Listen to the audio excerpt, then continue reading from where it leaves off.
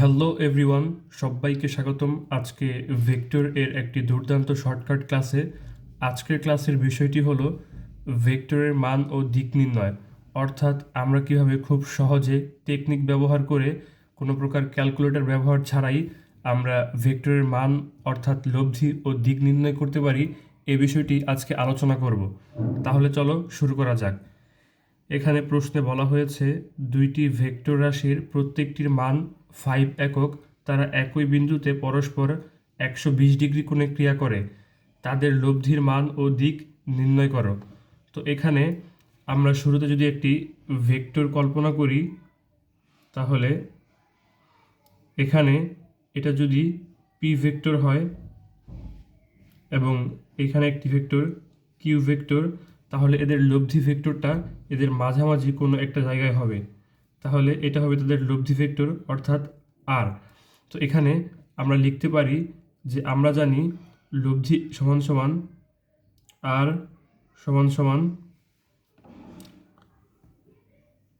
আর square সমান সমান p square plus q square plus 2pq cos alpha. তো এইখান থেকে আমরা লিখতে পারি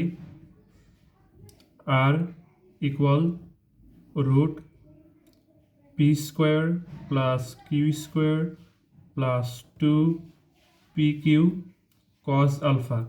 এখন যদি আমরা মান বসিয়ে দিই তাহলে খুব সহজেই আমরা আমাদের উত্তরটি পেয়ে যাব। তো এখান থেকে আমাদের বলা হয়েছে যে প্রত্যেকটি দুইটা ভেক্টরের প্রত্যেকটির মান 5 একক। তাহলে আমাদের এখানে ভেক্টর দুইটা কিউ ভেক্টর এবং পি ভেক্টর দুইটার মান 5 একক করে। তাহলে 5 square plus 5 square plus 2 into 5 into 5। তো এখানে আমরা জানি এখানে আমাদের বলা হয়েছে যে ভেক্টর দুইটি পরস্পর 120 ডিগ্রি কোণে ক্রিয়া করে, অর্থাৎ এখানে আমাদের যে কোণটা অর্থাৎ আলফার মানটা হবে এখানে আমাদের 120 ডিগ্রি। তাহলে কস 120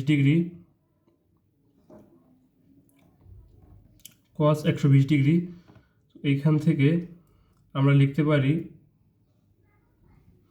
এখান থেকে 5-এর উপর স্কোয়ার প্লাস 5-এর উপর স্কোয়ার। তো এখান থেকে আমরা লিখতে পারি 50 প্লাস 5 দুগুণে 10, 10 দুগুণে 50 কি 10 5-এ 50, তাহলে 50 ইন্টু, যেখানে আমরা জানি কস 120 ডিগ্রির মান মাইনাস হাফ, তাহলে মাইনাস হাফ। তো এখান থেকে আমরা ক্যালকুলেশন করলে এখানে আমরা পেয়ে যাব, এখানে আমরা পাই √25। তো √25কে √25 হবে 5, অর্থাৎ 5 একক।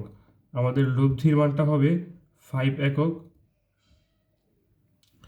তো এইখানে যদি আমরা কোণটা নির্ণয় করতে চাই অর্থাৎ দিকটা নির্ণয় করতে চাই, তাহলে আমরা সূত্র জানি যে থিটা ইকুয়াল tan ইনভার্স 1।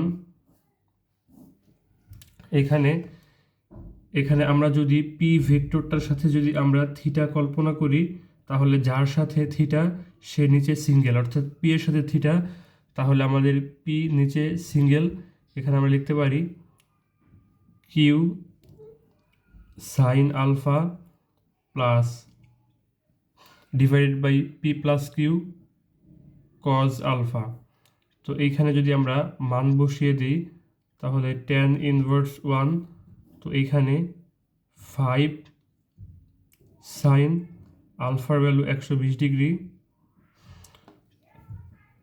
এইখানে 5 প্লাস 5 ইন্টু কজ আলফার ভ্যালু 120 ডিগ্রি।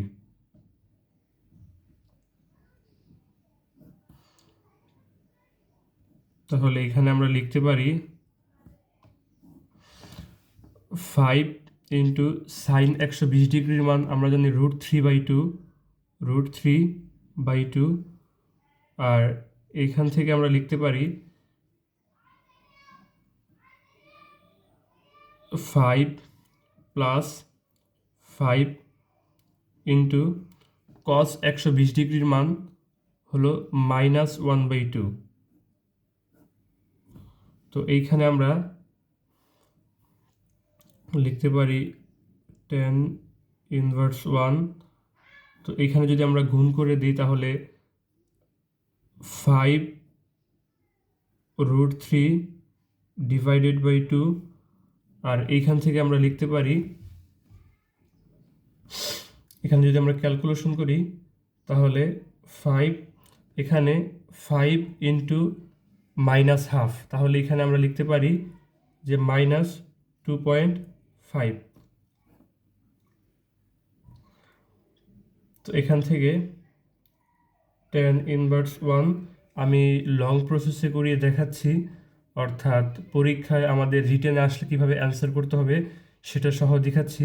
কেউ চাইলে এমসিকিউ আসলে কয়েক লাইন স্কিপ করে খুব সহজেই করতে পারে, অথবা কেউ চাইলে ক্যালকুলেটরে করতে পারে, কোনো সমস্যা নেই। তো এখানে আমি লিখতে পারি,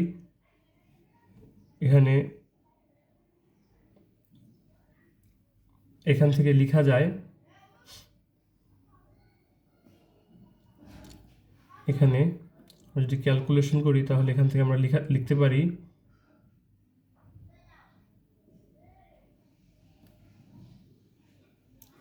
5কে যদি 2 দিয়ে ভাগ করি তাহলে 2.5√3, আর এইখানে 5 থেকে 2.5 বিয়োগ করলে হবে 2.5।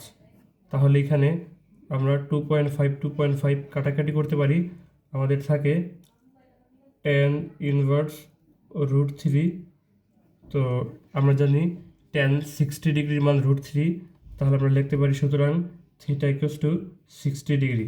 এভাবে খুব সহজেই আমরা ভেক্টরের লব্ধি অর্থাৎ মান এবং দিক খুব সহজে নির্ণয় করতে পারি।